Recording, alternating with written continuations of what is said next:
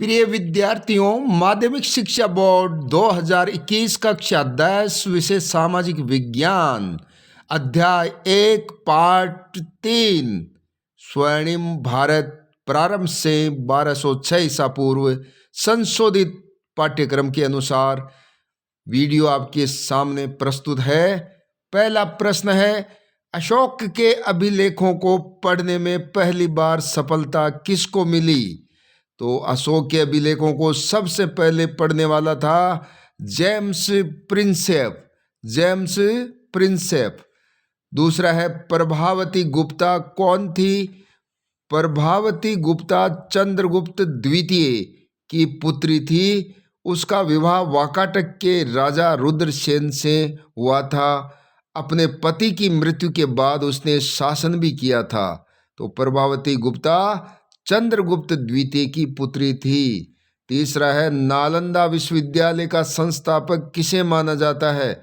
नालंदा विश्वविद्यालय का संस्थापक कुमार गुप्त था, जो गुप्त वंश का शासक था।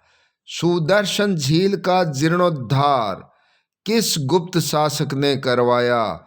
तो सुदर्शन झील जो मौर्य काल में चंद्रगुप्त मौर्य ने बनवाई थी, उसका जीर्णोद्धार यानी कि मरम्मत, यानी कि वो झील जो बांध के रूप में थी, टूट गई थी, स्कंदगुप्त ने जीर्णोद्धार करवाया था। हर्ष कहाँ का शासक था?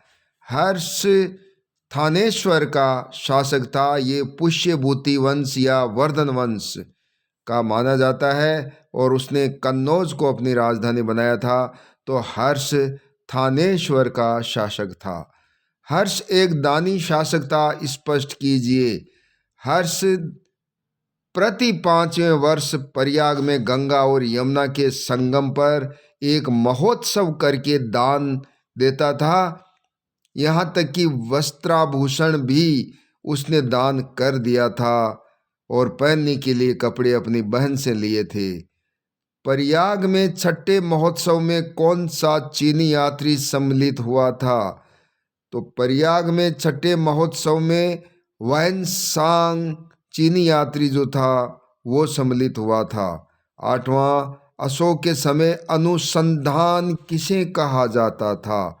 अशोक के समय अनुसंधान, अशोक के समय में क्या है कि अशोक ने अपने राज्य कर्मचारियों को प्रति 5वें वर्ष, हर 5वें वर्ष में धर्म प्रचार के लिए भेजता था। उसी को अनुसंधान नाम दिया गया। यानी कि अपने जो राज्य कर्मचारी है उनको प्रति 5वें वर्ष धर्म प्रचार के लिए यात्रा पर भेजता था, उसी को अनुसंधान कहा जाता है।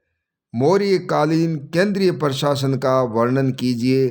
तो मौर्य काल में जो केंद्रीय प्रशासन है उसमें शासक सर्वोपरि होता था और इसी प्रकार अपनी सहायता के लिए 18 विभाग स्थापित किए थे। तीर्थ जिनको कहा गया, 18 विभागों को तीर्थ। तो इस प्रकार से क्या है, तो इस बड़ा प्रश्न है, इसको अपनी पुस्तक में देख लीजिए। 10वां है, मौर्यकालीन नगर शासन का वर्णन कीजिए।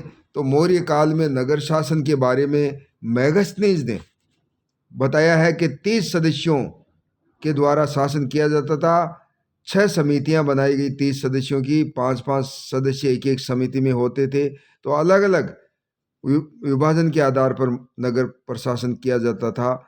इसी प्रकार से 11वां और अंतिम है, गुप्त वंश की सांस्कृतिक उपलब्धियां लिखिए। गुप्त वंश में धर्म के क्षेत्र में, साहित्य के क्षेत्र में, विज्ञान और कला के क्षेत्र में जो उपलब्धियां हैं, यानी आपको पॉइंट्स के रूप में बनाना है। पहला, धर्म के क्षेत्र में उपलब्धि, तो इसमें आप वैदिक धर्म, बौद्ध धर्म, जैन धर्म सभी को बराबर का महत्व दिया जाता था। तीनों धर्म जो है फलीभूत थे उस समय। साहित्य के क्षेत्र में आप कालिदास, शूद्रक, विशाखदत्त, अमर सिंह, इनकी रचनाओं के नाम लिख सकते हैं। तीसरा पॉइंट है, विज्ञान के क्षेत्र में उपलब्धि में आर्यभट्ट, वराहमिहिर, ब्रह्मगुप्त ये प्रमुख वैज्ञानिक थे, दार्शनिक थे, गणितज्ञ थे। इनके बारे में आप बता सकते हैं। और चौथा कला के रूप में वास्तु कला, चित्रकला, धातु कला, इनके बारे में आप बता सकते हैं। जैसे दिल्ली में लौह स्तंभ धातु कला का एक महत्वपूर्ण उदाहरण है और विज्ञान का भी महत्वपूर्ण उदाहरण है, क्योंकि उसके आज तक जंग नहीं लगा है। बुद्ध की तांबे की मूर्ति, तो ये थोड़ा सा बड़ा, यानी 4-4 अंकों के हिसाब से ये प्रश्न बन रहे हैं। मौर्यकालीन केंद्रीय प्रशासन, मौर्यकालीन नगर शासन, गुप्त वंश की सांस्कृतिक उपलब्धियां, 4-4 नंबर के प्रश्न अति महत्वपूर्ण के रूप में आप इनको ध्यान में रखिए, अच्छी तरह से इनको याद कीजिए। धन्यवाद।